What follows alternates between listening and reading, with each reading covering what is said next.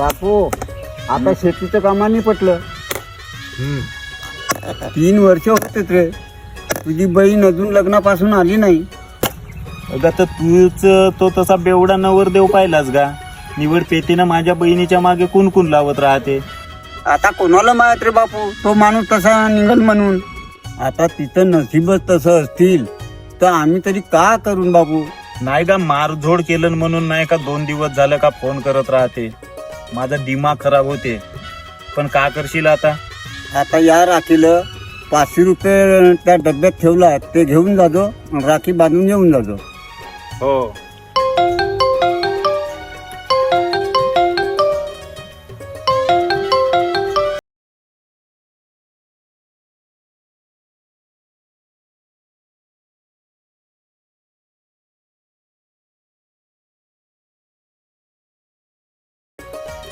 हो ठीक आहे ठीक आहे. बाबाला तर हृदयाचा त्रास आहे. मला खोटा बोलावं लागेल. कोणाचा फोन हो रे? बघा तो गोल्या नाही का माझा मित्र.